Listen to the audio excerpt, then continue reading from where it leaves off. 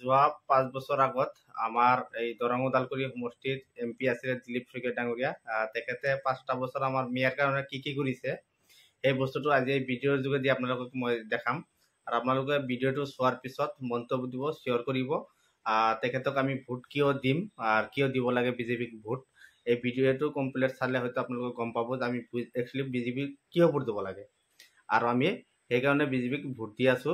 এই ভিডিঅ'টো চোৱাৰ পিছত আপোনালোকে গম পাব যে আমি আসলতে বিজেপিক ভোট দিব লাগে না। दिलीप शइकिया धन्यवाद अध्यक्ष महोदय। मैं आसाम में भी बोलना चाहूँगा।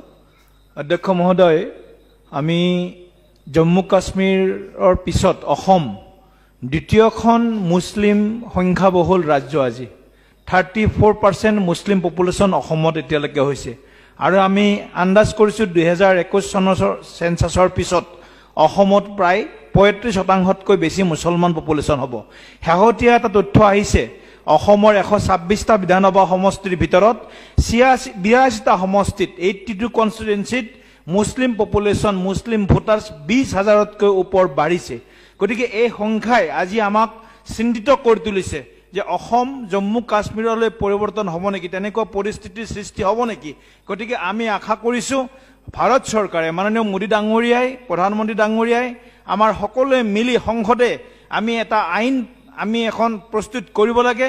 এখন ষ্ট্ৰং ভাইব্ৰেণ্ট পপুলেশ্যন পলিচি ভাৰতবৰ্ষত যদি নিৰ্মাণ কৰা নহয় তেতিয়াহ'লে অসম কিন্তু জম্মু কাশ্মীৰৰ দিশত গতি কৰিব। আৰু অসমেই নহয়, অসমৰ আৰু বিভিন্ন ৰাজ্য পশ্চিমবংগই হওক বিহাৰ হওক আজি মুছলিম পপুলেশ্যন যি ধৰণে বাঢ়িবলৈ লৈছে অসম পশ্চিমবংগ বিহাৰ জম্মু কাশ্মীৰৰ নিচিনা পৰিস্থিতিৰ সৃষ্টি হ'ব। গতিকে মই আজি সংসদৰ জৰিয়তে দাবী কৰিছোঁ এখন ষ্ট্ৰং ভাইব্ৰেণ্ট পপুলেশ্যন পলিচি আমাৰ চৰকাৰে ইয়াৰ কাৰণে নিৰ্মাণ কৰিব লাগে। এইটো প্ৰথম দাবী। দ্বিতীয় যিটো বিষয় মই ক'ব বিচাৰিছোঁ, মই থাৰ্ড টাইম ক'ব বিচাৰিছোঁ মহোদয়, যে মোৰ যি জয়ন্ত মোল্লা অসমৰ এজন প্ৰভাৱশালী মন্ত্ৰী।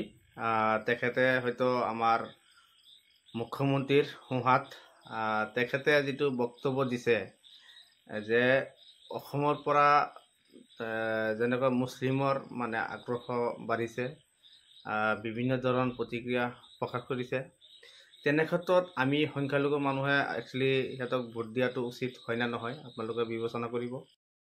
আপোনালোকে দেখুৱাব লাগে সেই লুঙি পিন্ধা আৰু দাড়ি থকা সেই মানুহবিলাকে অসমৰ বিদেশী আছিল, সেইবিলাকে অসমৰ সমস্যা। আৰু সেই সমস্যাটো ইমান ভয়াৱহ যে সেইটোৱে অসমক কাশ্মীৰ বনাবলৈ গৈ আছে।